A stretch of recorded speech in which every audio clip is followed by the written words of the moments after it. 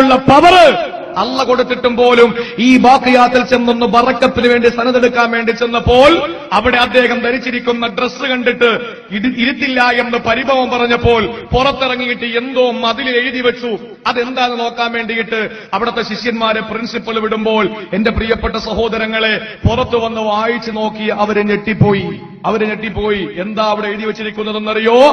അവിടെ ശംസുൽ ഉലമ എഴുതി വെച്ചിരിക്കുകയാണ്, സുബ്ഹാന മൻ ഖലഖൽ അഹ്നാഫ മിൻ നജസി വശാഫിഇയ്യത മിൻ തുഹ്രിൻ ബിലാ ഖബസി. സുബ്ഹാന മൻ ഖലഖൽ അഹ്നാഫ മിൻ നജസി വശാഫിഇയ്യത മിൻ തുഹ്രിൻ ബിലാ ഖബസി. ആദരണീയനായ ശംസുൽ ഉലമ അവിടത്തെ ബറക്കപ്പെടുക്കാൻ വേണ്ടി ജാമിയ ബാഖിയാത്ത് സ്വാലിഹാത്തിലോട്ട് കടന്നു ചെന്ന് അവിടെ ഉപരിപഠനത്തിന് വേണ്ടി അദമ്യമായ കൊതിയോടെ ശംസുൽ ഉലമ ചെല്ലുമ്പോ 19 വയസ്സുകാരനായ ചെറുപ്പക്കാരനെ അദ്ദേഹത്തിന്റെ ഡ്രസ്സ് കണ്ടിട്ട് കയറ്റാതെ വന്ന ആ പ്രിൻസിപ്പള് എന്റെ പ്രിയപ്പെട്ട സഹോദരങ്ങളെ പുറത്തെഴുതി വെച്ചിരിക്കുന്നത് എന്താണെന്നറിയാ? ശിഷ്യഗണങ്ങളെ വിടുമ്പോ ചെന്നു പറഞ്ഞു കൊടുക്കുന്നു, ശൈഖുനയോട് പറയുകയാ, പ്രിൻസിപ്പലിനോട് പറയുകയാ, എന്താ പയ്യൻ എഴുതി വെച്ചതെന്നറിയോ? സുബ്ഹാന മൻ ഖലഖൽ അഹ്നാഫ മിൻ നജസി വശാഫിഇയ്യത മിൻ തുഹ്രിൻ ബിലാ ഖബസി. സഹോദരങ്ങളെ, ഒരു ദുഃഖമുണ്ടായപ്പോ, ഒരു സങ്കടമുണ്ടായപ്പോ പെട്ടെന്ന് എന്റെ പ്രിയപ്പെട്ടവരെ അറബിയിൽ ഒരു കവിത എഴുതി വെക്കാനുള്ള പാണ്ഡിത്യത്തിന്റെ ഉടമയാരാ? ആദരണീയനായ ശൈഖുനാ ശംസുൽ ഉലമ. എന്താ എഴുതി വെച്ചതെന്നറിയോ? പ്രിൻസിപ്പൾ ഞെട്ടിപ്പോയി. ഇതിനിടയിൽ ചേർത്ത് വായിക്കേണ്ട വേറൊരു വിഷയമുണ്ട്. ദൈവബന്ധിൽ ആ ബാഖിയാത്ത് വെല്ലൂരൊക്കെയും ഹനഫി മദ്ഹബുകാരാ. ബഹുമാനപ്പെട്ട ശൈഖുന ഷാഫി മദ്ഹബുകാരനാണ്.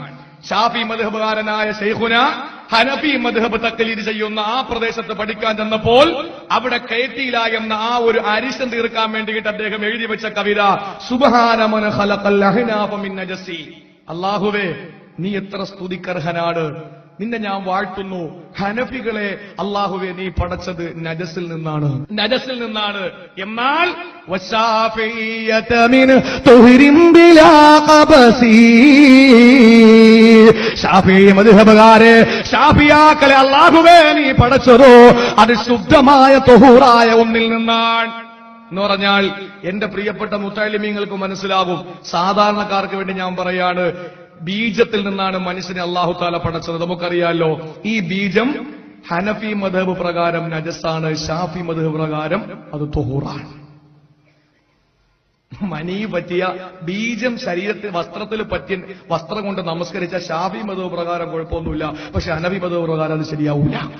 അപ്പൊ ഇങ്ങനെ എഴുതി വെച്ചപ്പോൾ ആ കുട്ടിയുടെ ഉള്ളറകളിൽ ഏതോ ഒരു വലിയ പാണ്ഡിത്യത്തിന്റെ സാഗരം കടന്നുകൊണ്ടെന്ന് മനസ്സിലാക്കിയിട്ട് പ്രിൻസിപ്പൾ പറഞ്ഞു കൊടുക്ക, നമുക്ക് അദ്ദേഹത്തിന് ഇവിടെ അഡ്മിഷൻ കൊടുക്ക.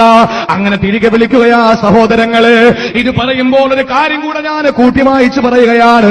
സഹോദരങ്ങളെ, ഒരിക്കലും ആലിമീങ്ങളെ പുച്ഛിച്ചതല്ല, ഒരിക്കലും ആലിമീങ്ങളെ തള്ളിപ്പറഞ്ഞതല്ല, ഒരിക്കലും ബാഖിയാത്ത് സ്വാലിഹാത്തിന്റെ പ്രിൻസിപ്പളെ തള്ളിപ്പറഞ്ഞതല്ല. പിന്നെയോ പഠിക്കാനുള്ള ആഗ്രഹമാണ്, വല്ലാത്ത അത്യാഗ്രഹത്തോടെ പോയതാണ്. എന്തുകൊണ്ടാ ആലിമീങ്ങളെ പൊട്ടിച്ചതല്ല എന്ന് സഹോദരങ്ങള് പിന്നീടുള്ള ദിവസങ്ങൾ നമുക്ക് മനസ്സിലായി. എന്തെന്നറിയോ? മഹാനായ അബ്ദുറഹീം ഹസ്രത്ത് എന്ന് പറയുന്ന അവിടുത്തെ നല്ല പാവപ്പെട്ട ഒരു പണ്ഡിതനാണ്. അബ്ദുറഹീം ഹസ്രത്ത് എന്ന് പറയുന്ന എല്ലാവർക്കും നല്ല ഇൽമ പറഞ്ഞു കൊടുക്കുന്ന സാത്വികനായ വിശുദ്ധനായ ഒരു പണ്ഡിതനുണ്ടായിരുന്നു. ആ പണ്ഡിതന് ദർസെടുത്തുകൊണ്ടിരിക്കുമ്പോ ഈ ശൈഖുനാന്റെ സമകാലീനരുണ്ടല്ലോ, അദ്ദേഹത്തിന്റെ കൂടെ പ്രായം പഠിക്കുന്നതായ കുട്ടികളുണ്ടല്ലോ, അവരിൽ നല്ല ബുദ്ധിയുള്ളവരുണ്ട്, എന്നാ തീരെ അതബില്ലാത്തവരുണ്ടായിരുന്നു. അങ്ങനെയുള്ള എത്ര പേരുണ്ട്?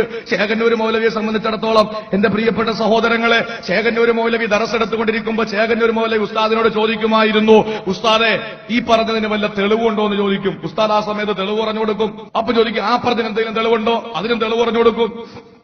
അപ്പൊ വീണ്ടും ചോദിക്കും ചേകന്നൂര്, എന്നാ അതിന് വല്ല തെളിവുണ്ടോ? അതിനും തെളിവ് പറഞ്ഞു കൊടുക്കും. അവസാനം എന്റെ പ്രിയ സഹോദരങ്ങളെ, ഉസ്താദിനോട് ഇങ്ങനെ തെളിവ് ചോദിച്ച് ഉസ്താദിനെ കുഴയ്ക്കാൻ തീരുമാനിച്ചപ്പോൾ ഉസ്താദ് ഒരു അവസരത്തിൽ പറഞ്ഞു, എടാ കഴുതിയ, നിന്റെ കാര്യത്തിലും തെളിവില്ലാതെ പോകും. ഇന്ന് ഒരു തെളിവുമില്ല. കുരുത്തക്കേടാ.